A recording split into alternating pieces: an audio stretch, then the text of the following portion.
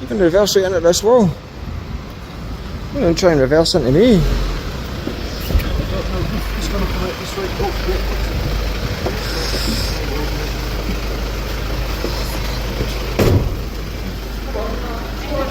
Oh, here comes the backup.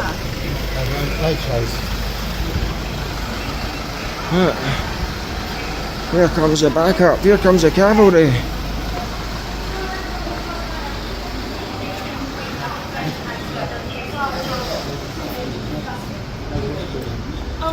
Yeah, he's fine to come in. That's fine. Because we've got a call. No, he's fine. Everything's Fine. That's fine. It's fine now. Thank you for coming up. Sorry, excuse me, officers. Just two things. Can I get the CAD number, please? Yeah, it's 02 02 of today's date. of today's day. I've got one question for you specifically. Can I grab your name quickly? Sorry, I'm talking to you. That's very rude. You can talk to me, sir. No, it's for this constable specifically. Okay. So I'll wait till she's finished. It's very rude.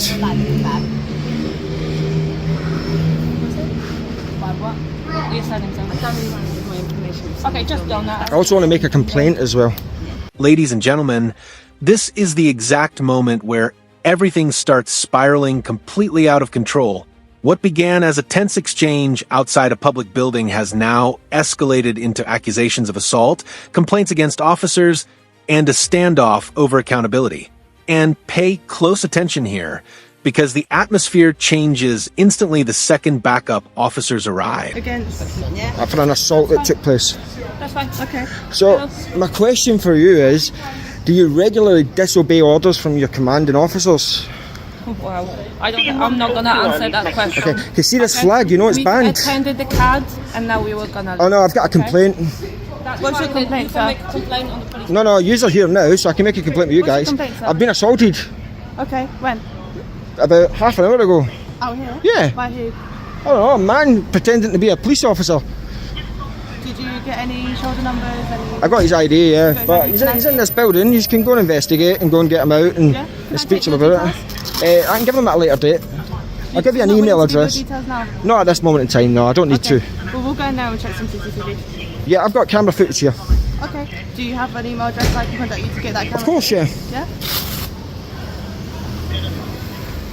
I would like that officer to remove the defaced flag though. It is the 80th anniversary of D-Day as well, so I find it even more offensive that she's flaunting What's that. your email address, sir? Considering Sir Matt Rowley's banned them throughout the Metropolitan Police Force, I think it's outrageous that officers think they can disobey direct orders from their What's your superiors. email address, sir? So, 1 second. Sorry, can you remove that please? It's very offensive. Can you ask her to remove that? You're a detective constable. You ranking here? You're the ranking officer here. We're all the same rank. We're all constables. Right, okay, can you not ask her to remove that? 80th anniversary of D-Day, she's wearing a defaced flag that's been banned. Are you not willing to give any details other than that email? Not at this moment in time, no. Contact me by email or provide it at a later time. I'll contact you by email. And how did he assault you?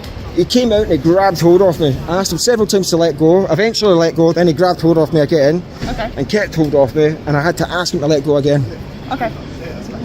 And you have... Right here is where the conversation turns from emotional to strategic. The cameraman is no longer simply venting frustration, he's carefully laying out allegations step by step. Listen closely to how he describes the interaction.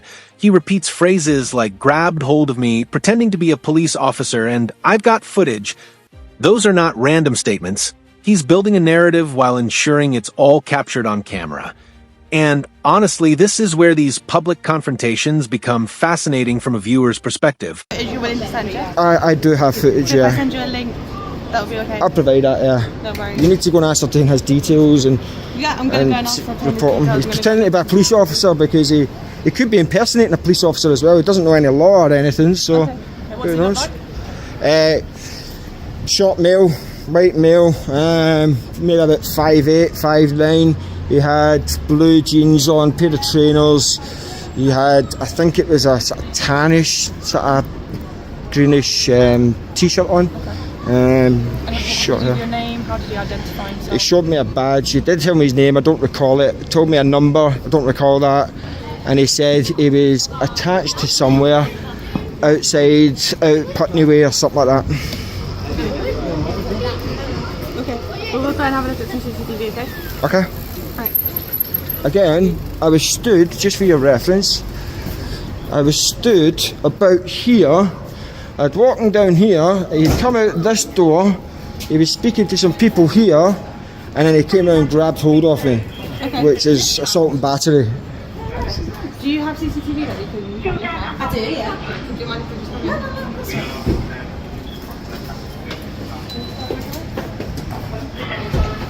No, that's right. Mind that pen.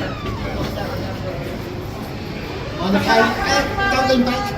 Don't lean back. Don't lean back. Quite pain. Don't lean back. Train. Oh, thank you.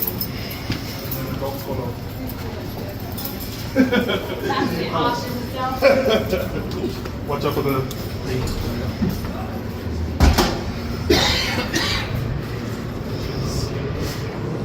What an interesting turn of events, ladies and gentlemen.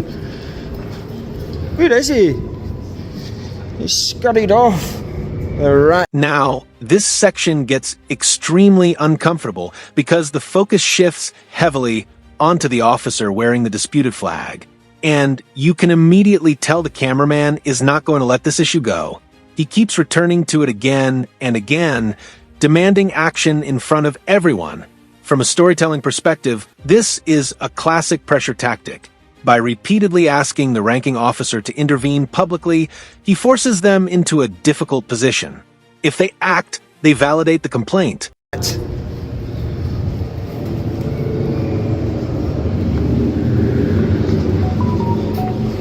Sorry, Chief, get past you, please, thank you. So, ladies and gentlemen, I did stop the video to provide an email address, the channel's email address, to see if I could to see how they see what they do, see what happens with this officer, see if they are going to do anything about it. I don't think they will. We'll certainly find out. And time will tell. I'll be interested to see what he's got to say for himself.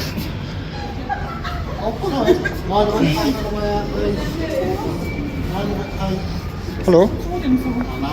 Why not?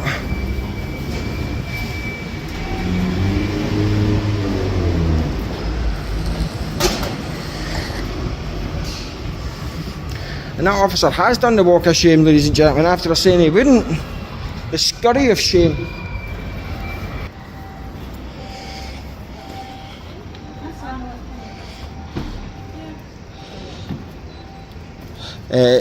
Where are we at? Right, so they're going to save their CCTV Okay. and send it. Are you willing to give your full details so that we can put a crime report If you on? contact me by email, I'll do that at a later stage. I don't feel comfortable doing it now with all these people around that I don't know. Do you So want to come down to the station and give your details? no, I don't need to do that. Just do it via email. It's not an issue. I've done it before that way. It's not Okay, a and problem. you want to take further action? Yeah, 100%. You Yeah? guys assaulted me. Did you Okay. get his details? Yeah, I've got his details. Have you? Right, okay. Awesome. Do you guys mind? I just need your guys' IDs if you don't mind. Yeah. You've got my This moment right here is critical because the cameraman starts physically retracing the alleged incident step by step. He points out exactly where he was standing, where the other individual approached from, and how the contact supposedly happened. That level of detail matters because it transforms the complaint from emotional outrage into a documented sequence of events. And to be fair, this is something experienced auditors and commentators often do intentionally. They know specificity sounds more credible. shoulder number.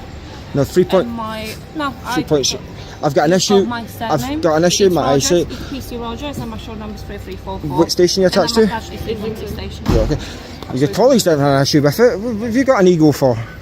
You've got my shoulder what's your number, problem? My that, and I can give you my one number and I do not have She's it. definitely got a problem. I'm going to ask you a last time. Can you remove that monstrosity of a flag, please? That bastardised flag that you're wearing. We will contact you via email for the details. Okay, I will have to raise a complaint because you are defying direct orders for some Mark Rowley. But have a nice day, ladies. Bye bye. Jeez, carry on. So the says I've got his details. He's going to be sat there wondering what on earth is happening.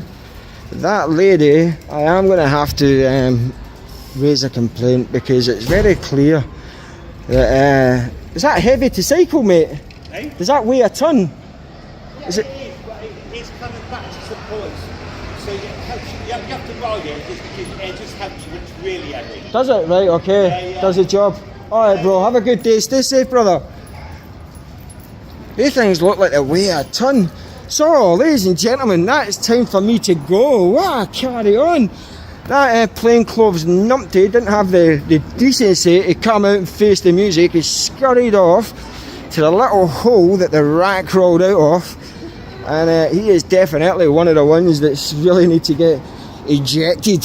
And I say ejected because that's exactly what needs to be happening. He needs to be kicked right out of the Met. Because he is a... Here we see the cameraman briefly breaking away from the confrontation to address the audience directly, and that's a hugely important moment in terms of storytelling. Why? Because he's reminding viewers that this isn't just a random interaction happening in isolation. He's framing the entire situation as part of a bigger narrative about accountability and public scrutiny. Notice how he immediately predicts skepticism about whether anything will actually happen to the officer involved. Many viewers already believe complaints against officials rarely lead to meaningful consequences, so comments like this instantly resonate emotionally with certain audiences. Liability. He acts on impulse when it wasn't necessary, didn't take stock of the situation, and he's just found himself in trouble. That will be a complaint against the police, and unfortunately there'll also be pending civil action in relation to that assault. You know, if we walked up to a police officer and grabbed hold of them in the way that that police officer grabbed hold of me, my days, the absolute carry on that would ensue, absolute madness that would ensue, would be unbelievable. It would be very unbelievable. So we'll say goodbye to Islington Council for today, guys. So we will. I had high hopes after the town hall. They absolutely smashed it. They done really well. I'll be very embarrassed. I'll be very, very embarrassed. And Officer Sausage Breath, I don't know where he's went, but I don't think we're going to get to say goodbye to him. Just come in here, there's a whole school of kids walking past guys, so let them go. And, This section becomes incredibly tense because the cameraman doubles down completely. There's no sign of backing off anymore. He openly states he intends to pursue further action and repeatedly labels the incident as assault. At this point, both sides seem locked into their positions with zero chance of compromise. What really stands out, though, is the constant battle over identification and authority. Badge numbers, station names, shoulder numbers. These details suddenly become central to the exchange. And that's because accountability in public encounters often revolves around documentation. before I move on, my friend, you're not allowed masks on in here. He said you're not allowed a mask on in here. I'm an idiot, yeah. You're the idiot. Thought we weren't allowed masks on. I'm the idiot. Yeah, I'm still standing here. And he failed miserably.